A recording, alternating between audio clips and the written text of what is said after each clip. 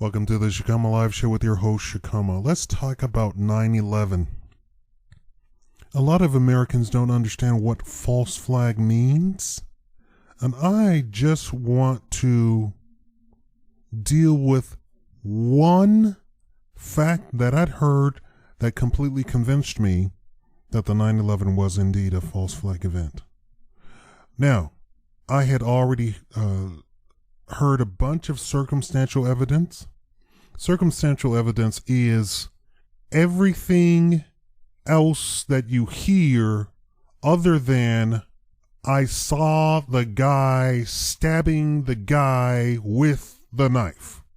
What does that mean? That means if you walk in and a guy is standing there, if you got off the elevator and the guy was coming out of the room, if you were driving by and you saw the guy driving away from the scene of the crime, if you were driving by and you saw the guy going into the hotel at the time, around the time of the crime, those are all circumstantial, right?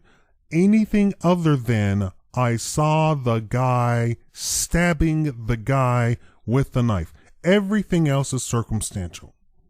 Now, according to a lot of defense lawyers and criminal lawyers, DAs, like 90% of the facts in a case are circumstantial, meaning I can place the guy at the scene of the crime. And a lot of times, those are completely made up. In a lot of cases against black people, those are completely made up. There's quite a few very famous cases where people say, I saw the twins at the scene of the crime, when in fact other evidence is suppressed that shows that the twins were actually in another county at the time of the crime, right? But we're not going to get into that. Circumstantial evidence. The owner of the World Trade Center took out specifically insurance that would pay him $1 gagillion specifically for terrorist attacks. Circumstantial evidence. Circumstantial evidence. We saw and heard construction on several floors of the towers the week before the event occurred. Circumstantial evidence. Pictures of drones, and I don't mean like these little things that you hold in your hand. We're talking about full-fledged airplanes that are unmanned, flying around the area of the scene of the crime, right? That's circumstantial. Now, what circumstantial evidence did I hear that completely convinced me that 9/11 was, in fact, a complete hoax? Now, when I say hoax, I do not mean that 9/11 didn't happen, that people weren't killed, that it wasn't a complete tragedy for New York. It's not a national tragedy. It's a tragedy for New York. And the news media, of course, sensationalized it to be a national. It did not happen nationally. A national tragedy would be an invasion by Japan during World War II. That would be a national tragedy. This was a tragedy for New York and New England and the Pentagon, right? I'm a stickler for detail. Detail. The devil is in the detail. The detail is what will get you. So what circumstantial evidence did I hear that convinced me that 9/11 was a hoax, false flag, whatever political terminology you want? Now, if you don't understand, our government has committed so many false flag events to convince the public to have an opinion of this, that, and the other. When I heard several engineers agree that it's an impossibility that jet fuel, when ignited, even if the plane were completely full of jet fuel, would melt the steel in the building to cause it to collapse, and that the building fell in free fall versus a building that had actually been struck. Why is this? Because we had already had complete evidence of buildings being struck by planes specifically, and that an entire week went by and the building still did not collapse. Even with explosives, the building didn't collapse because explosives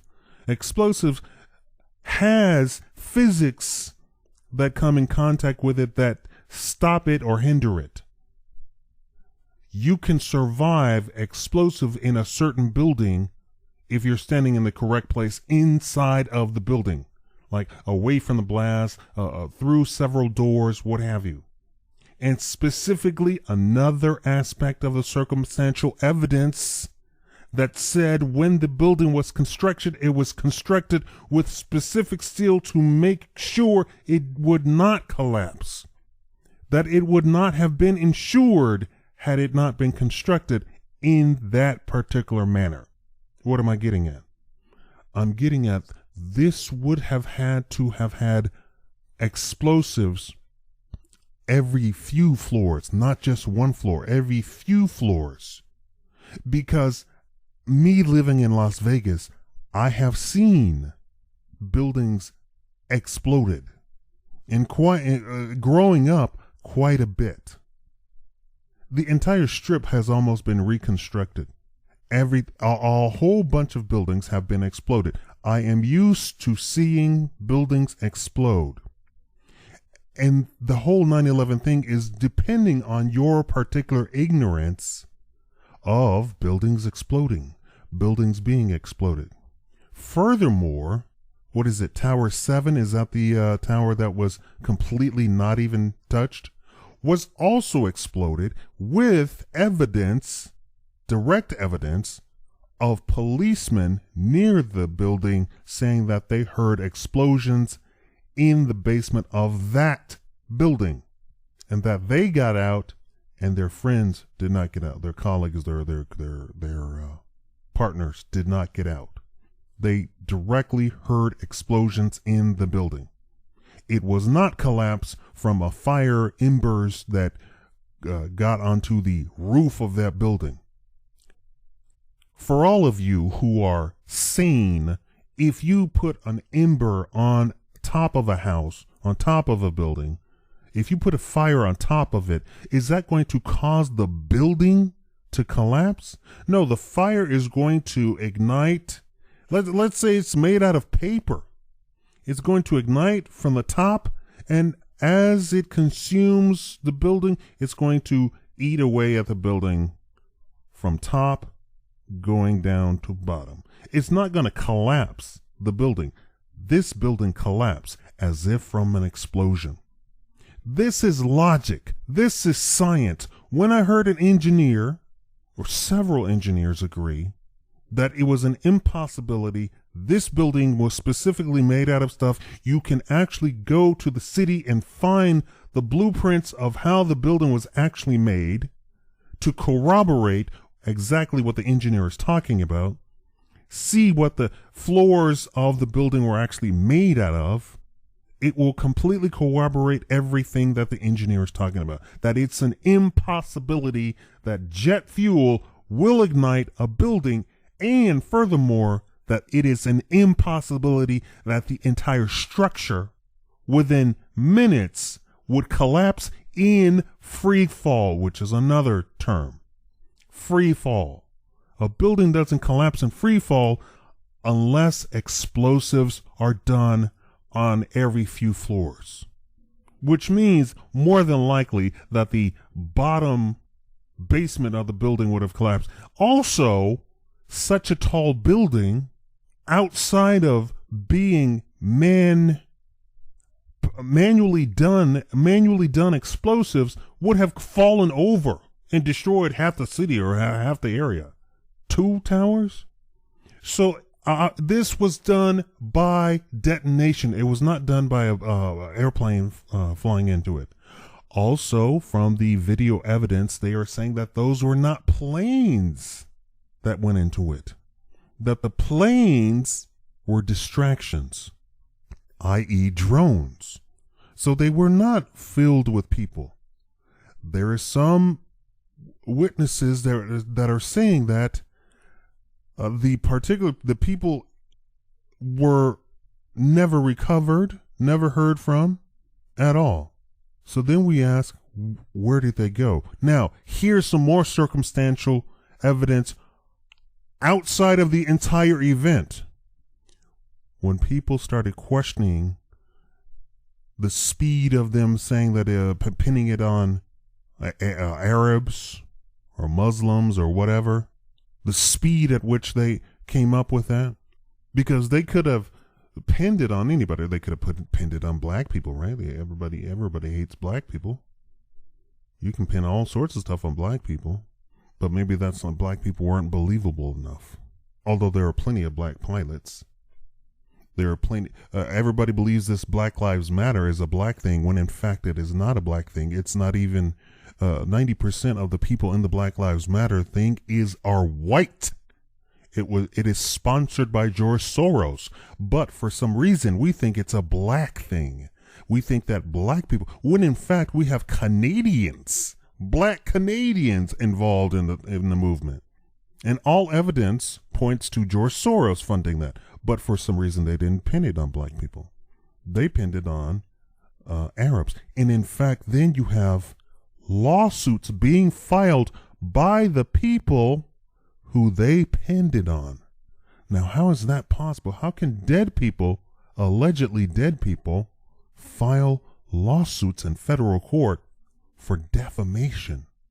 That several of the pilots actually are pilots for Saudi Airways, file lawsuits. So the entire story starts to break down and fall apart. But here's the other circumstantial evidence that I wanted to mention.